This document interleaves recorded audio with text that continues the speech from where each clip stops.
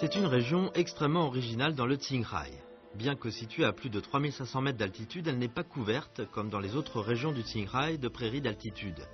Arrosée par les rivières Ma-Kre et Duo-Kre, elle est couverte de forêts denses. Cette contrée d'une beauté époustouflante, propre au sud du Yangtze, est le district de Banma, préfecture autonome tibétaine de Guolo, province du Qinghai.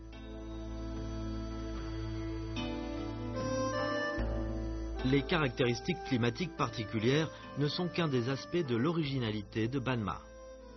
Des châteaux anciens, des villages retirés et des monastères outrageusement grandioses, dissimulés dans les forêts, exercent des attractions sur des folkloristes, des touristes et des explorateurs venus de divers endroits. Qui a construit tout cela? Qu'est-ce qui s'est passé dans la profondeur de ces grandes montagnes?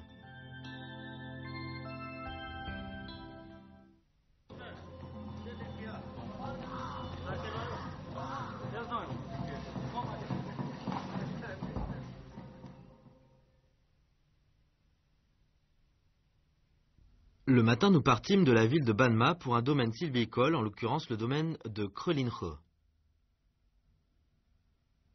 C'est une vallée flanquée de forêts primaires et secondaires. À ce que l'on dit, cette vallée mène jusqu'à Aba, dans la province du Sichuan. Des folkloristes y ont retrouvé il y a quelques années des habitations anciennes qui sortent du commun, évoquant ainsi les souvenirs oubliés d'une époque révolue. Ils doivent leur bonne conservation à l'environnement naturel particulier de cette localité.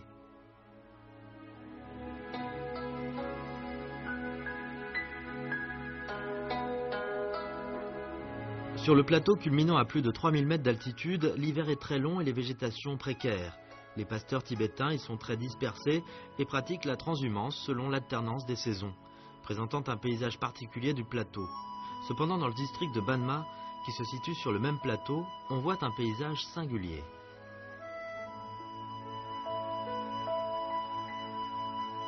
Le hameau est composé de 21 foyers. C'est déjà un grand village par rapport au milieu dans lequel il se trouve. Son originalité consiste en ses habitations beffrois en bois très anciennes.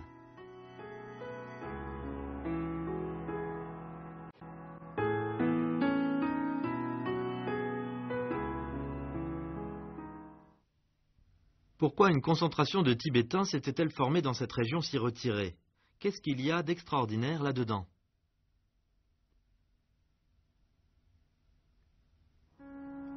Les habitations des pasteurs tibétains vivant sur le plateau sont souvent des maisons beffrois, la plupart en pierre.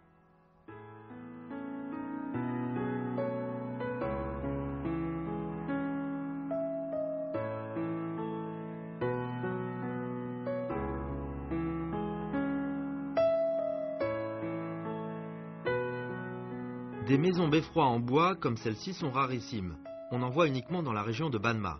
D'après les architectes folkloristes, les beffrois en bois de ce village sont les seuls exemplaires du genre sur le plateau Qinghai-Tibet.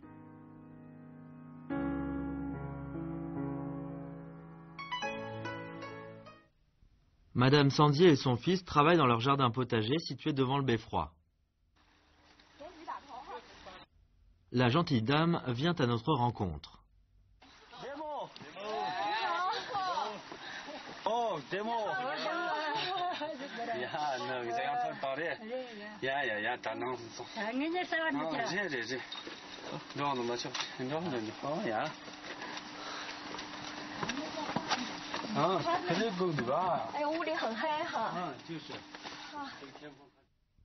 À cause des caprices de la lumière, nous voyons très mal pendant quelques instants après être entrés à l'extérieur de la maison.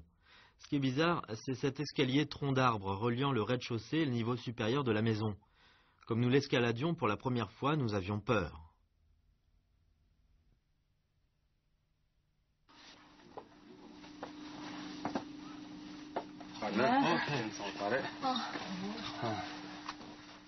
Nous vînmes enfin dans la salle située au deuxième niveau de la maison. Cette pièce est à la fois la chambre à coucher et la salle de séjour.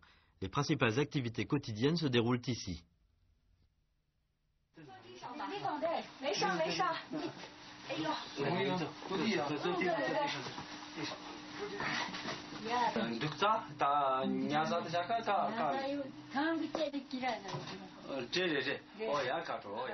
Après quelques politesses, la maîtresse de maison apporte de la farine d'orge grillée nouvellement broyée pour en faire du tsampa pour fêter notre arrivée.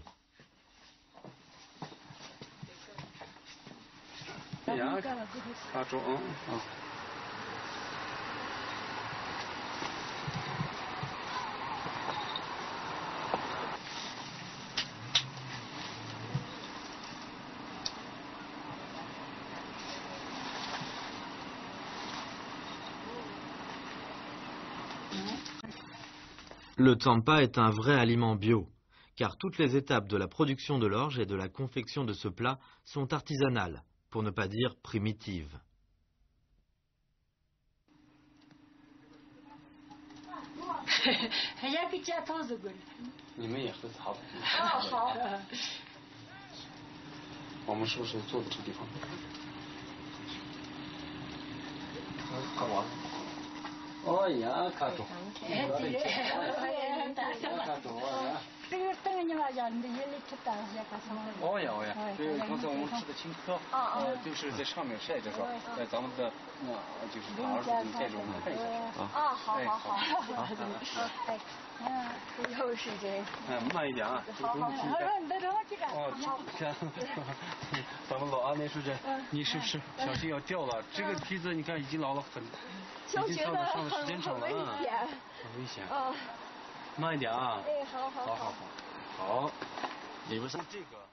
Le toit du beffroi est destiné au séchage des récoltes, y compris l'orge.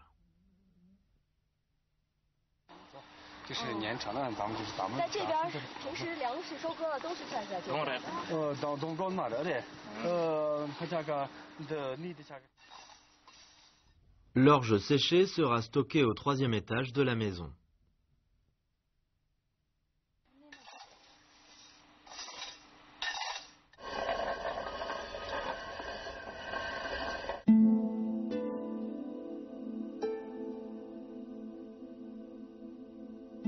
Le couloir du 3e tient lieu de chambre à coucher en été. On peut dire que la structure de cette maison beffroi est raisonnable.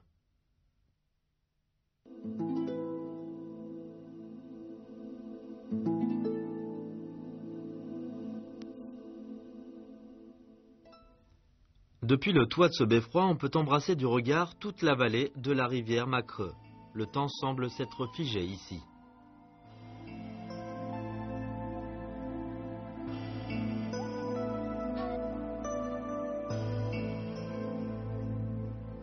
À l'intérieur de la maison, nous avons aperçu aussi de petits trous bizarres. À quoi servent-ils? Dissimuleraient-ils des secrets de la société des beffrois cachés dans cette forêt primitive?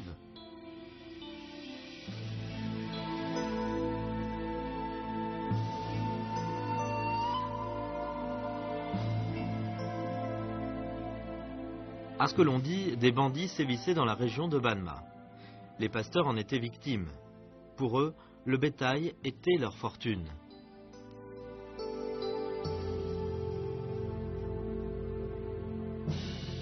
On construisait des beffrois indestructibles pour protéger la famille et les animaux contre les bandits. L'escalier tronc d'arbre et les œils de bœuf étaient utiles à la défense.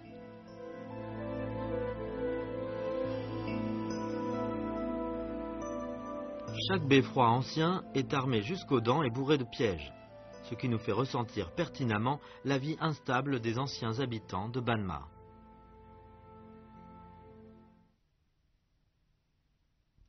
De nos jours, on loge toujours dans des beffrois à Banma. Comment les villageois arrangent-ils leur vie?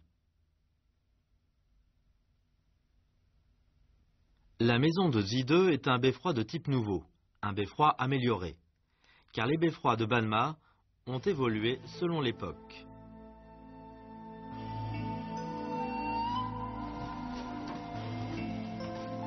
Le beffroi de type nouveau est mieux décoré.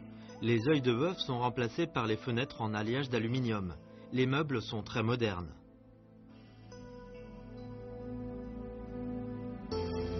La décoration de la maison nous permet de reconnaître vaguement l'identité de cette famille tibétaine. Il nous est très difficile de lier les autres choses que nous voyons dans cette maison au nomadisme traditionnel. La salle de prière est indispensable à une maison tibétaine. Elle se trouve normalement au dernier étage du beffroi ou à l'intérieur de sa pièce principale.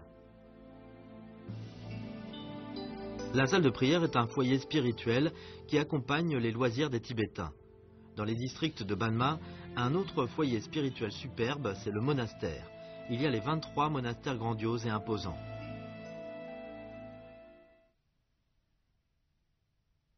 Tous les après-midi, on entend des djômes psalmodier dans le monastère de Baïdja. C'est le seul monastère qui reçoit les djômes qui se cultivent dans la région de Banma. Djôm est le petit nom d'amitié de la bonzesse tibétaine. Autrefois, on appelait la mère et les sœurs du chef de tribu Djôm. Cela signifie que les bonzesses sont les meilleures des femmes.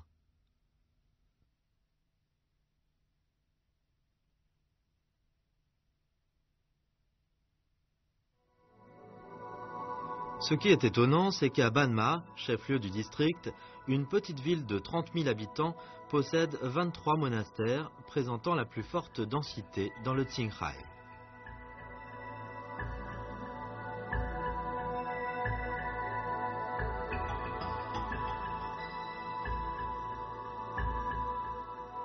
Le monastère de Baïdja, appelé aussi monastère Jiangzhetrang, situé à 4 km au sud-est de la ville de Banma, fut reconstruit en 1936 par le lama Baïdja.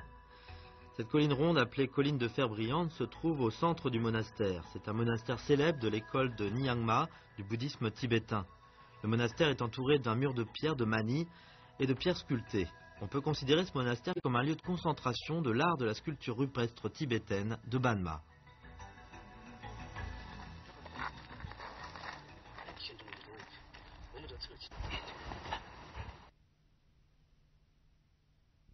Le style architectural de ce monastère est extrêmement particulier et diffère complètement du style architectural tibétain traditionnel. Il est plutôt plus proche du style architectural monastique Han, en ce qui concerne ses détails et sa structure générale.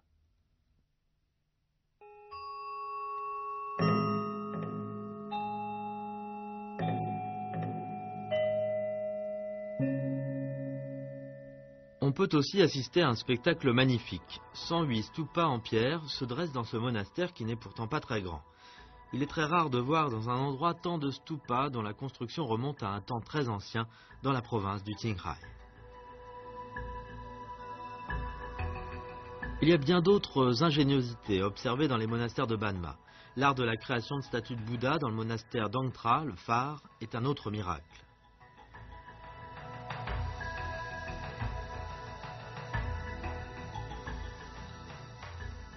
Siegotrai est l'un des transmetteurs de l'art de fabrication artisanale traditionnelle de statues de Bouddha à Banma. C'est un art qui se transmet de père en fils depuis des générations chez lui, un artiste connu. Son père a hérité de cet art de son grand-père, et lui l'a hérité de son père. Ce métier d'art ancien put se transmettre ainsi de génération en génération.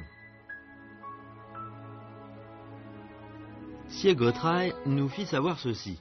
Il transmettra ce métier d'art ancien à ses enfants qui, à leur tour, continueront à les transmettre. Siegotrai et d'autres artisans ont créé de nombreuses statues de Bouddha palpitantes de vie. Hélas, les artisans créateurs de statues de Bouddha se font très rares dans la région de Banma.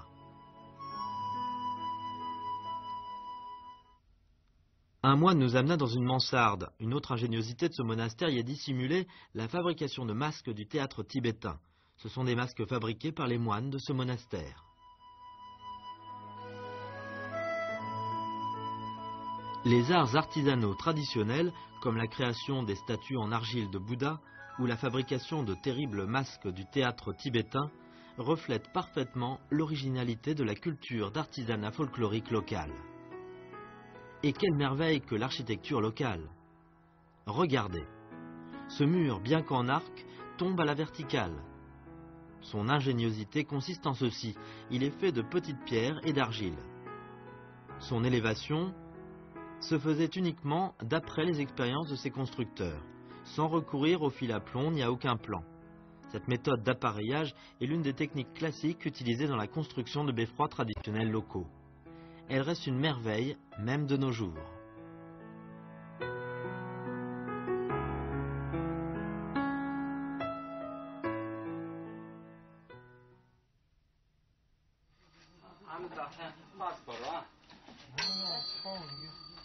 Dans la salle de prière, de vieilles dames tibétaines répètent des sutras, Les maîtres locaux d'artisanat et adeptes ordinaires expriment une même conviction, l'aspiration au bonheur et au bien.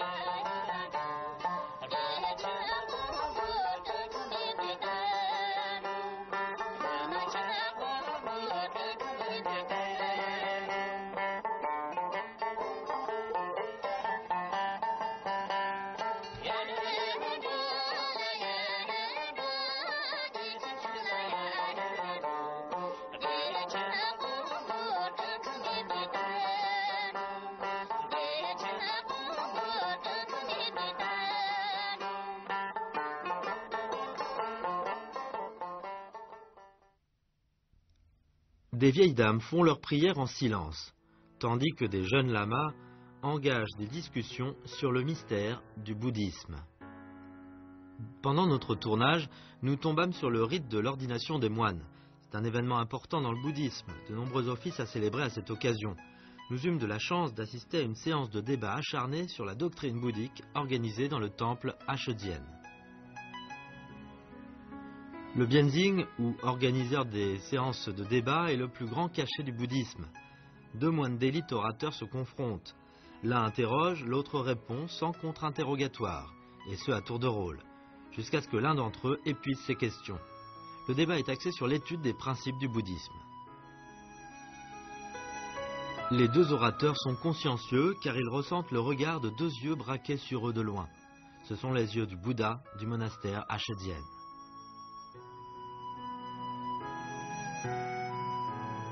Le monastère Ashodian est le plus ancien et le plus légendaire dans la région de Banma. Il est composé de 3 stupas au design singulier.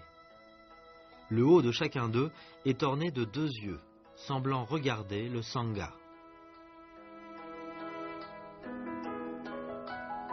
Les moines du monastère nous apprirent que chacun des 3 stupas incarne un Bouddha. C'est pourquoi ils sont vénérés comme des Bouddhas. Et cela explique bien pourquoi il y a 2 yeux au haut de chaque stupa. Les récits légendaires de ces 3 stupas ne se limitent pourtant pas à cela. 当地老人讲，以前有一批人就是部落从外地就是在这个地方就是过来了，到来的这边以后呢，把这里的就是咱们部族统治了，族人去世以后就是传给了这个血亲的3位就是说首领。 这3位首领以后，由于这个人烟逐渐多啊，生息也慢慢就是繁衍生息会越来越多以后，咱们这个地方就是住不下了，慢慢开始迁移，后再就逐步形成了咱们就是果洛地区的所有的部落。从根本上来说呢，是源于这个斑马县，也就是斑马，也就现在就是说是咱们果洛发祥地。 D'après les annales du district de Banma, la région est la source de la culture tibétaine de Gwolo, ou en d'autres termes, Banma est le berceau de la préfecture de Gwolo. Mais pourquoi les anciens Tibétains ont-ils choisi de se fixer à Banma, situé dans la profondeur des montagnes abruptes?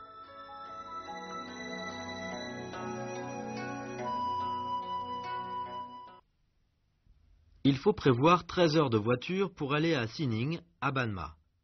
Pourquoi les anciens Tibétains ont-ils voulu habiter dans cette région retirée et d'accès difficile?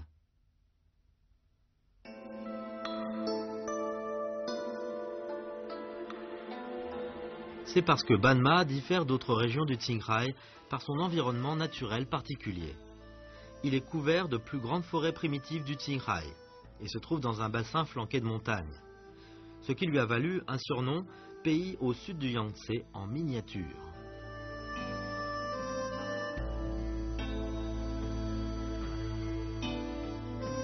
Les anciens Tibétains ont décidé de rester à Banma à cause de son environnement naturel agréable à vivre et ils ont fait de cette contrée le berceau du Gwolo.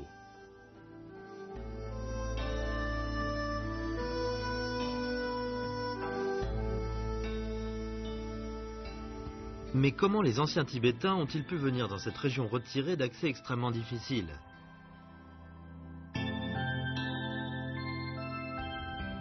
On est en train de célébrer un office pour implorer le bonheur dans le monastère Jodsin. Les Bouddhas vivants du Sichuan et du Qinghai ont conjointement pris l'initiative de faire célébrer cet office, car il y a un lien particulier et très ancien entre eux.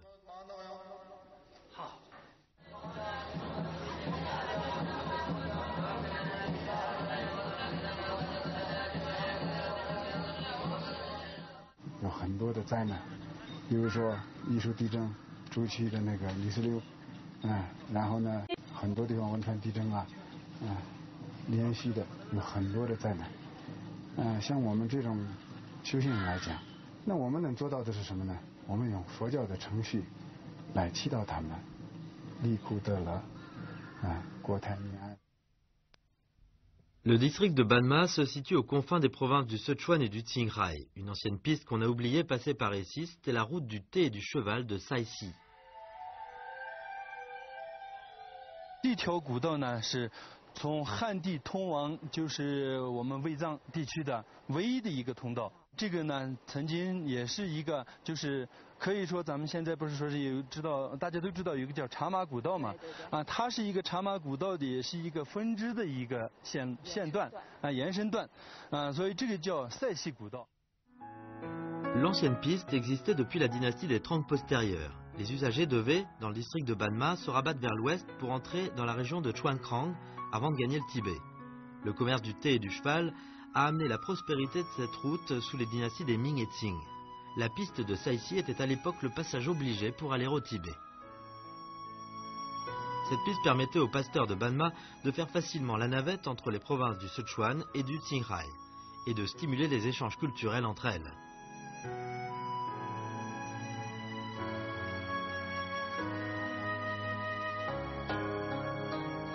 Les Tibétains locaux sauvegardaient cette terre pure à leur façon.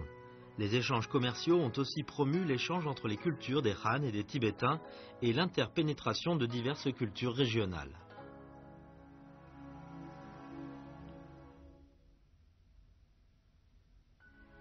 Au beau milieu de grandes montagnes est conservée la culture tibétaine mystérieuse et lointaine de Banma, allant de la légende antique à l'architecture folklorique. Grâce à la loyauté et persévérance qui se transmet de génération en génération des habitants locaux, que cette culture singulière et très riche a pu subsister dans une région excentrée. Cette persévérance a permis à ces constructions originales de rester en parfait état de conservation et à d'innombrables sagesses populaires de se transmettre de génération en génération.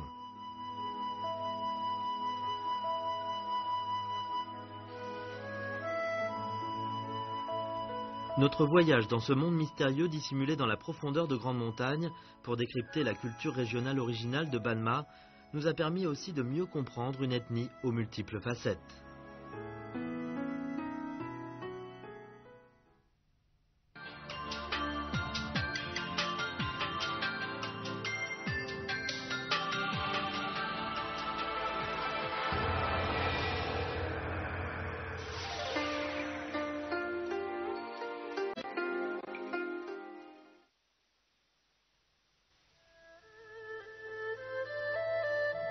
Dukozong, situé dans le comté Shangri-La, préfecture autonome tibétaine de Ken, dans la province du Yunnan, réunit le plus d'habitations traditionnelles tibétaines parmi les mieux préservées du pays. Le mot Dukozong signifie cité des pierres blanches, autrement dit ville de la clarté lunaire. Ces résidences furent construites sous les Tang au 7e siècle, autour du mont de la Tortue sous forme de pétales de lotus. À l'époque, la cité Dukozong était le pâturage et la garnison pour l'ethnie Turpan.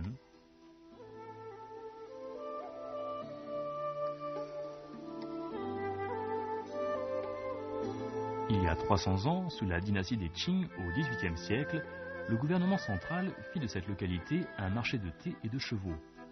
Dès lors, Dukozong connut un réel essor. La fameuse ancienne route du thé et du cheval partit d'ici jusqu'à Lhasa et en Inde. Parce que cette région était la porte d'entrée au Tibet par le Yunnan, passage incontournable pour toutes les caravanes. Tous les jours, il y avait des caravanes qui entraient dans la cité. C'étaient soit les caravanes locales, soit d'autres régions. Plus nombreux étaient les troupeaux de chevaux qui venaient de tout horizon. À son apogée, la cité comptait 1 millier de familles de différentes ethnies. Les Tibétains, les Han, les Ouïghours, les Pai, les Nasi et encore bien d'autres.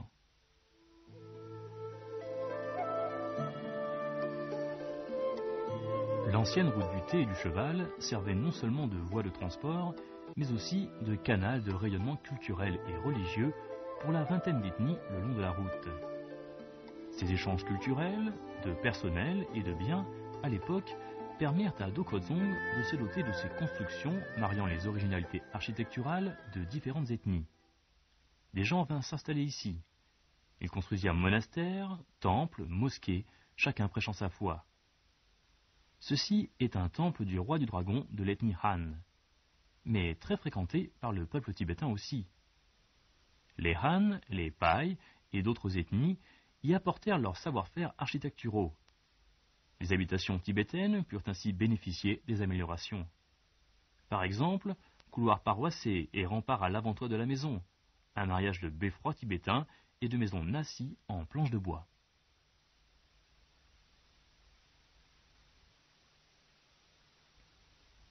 La salle Jengong dans le centre-ville est un édifice de style Han et tibétain. Le mur respire le style tibétain, tandis que le toit, le style Han. Les deux ailes sont disposées selon les coutumes des Han, tandis que les édifices proprement dits sont tibétains. Le mur écran dans la tour est dans le style couramment rencontré dans les habitations de l'ethnie Pai.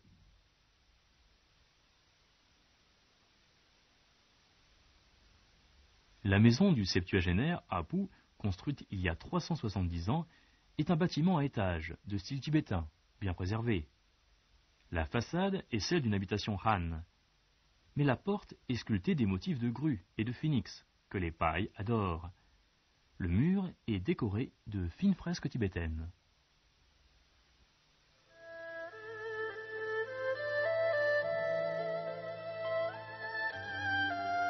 De nos jours, Dokgodzong n'est pas à l'écart du temps non plus. Plusieurs bars et auberges ont fait leur apparition discrètement dans la cité. De plus en plus nombreux sont les habitants de cette ville qui apprécient le mode de vie et l'ambiance de ces lieux modernes. Dokgodzong redevient prospère, comme au temps de la route du thé et du cheval.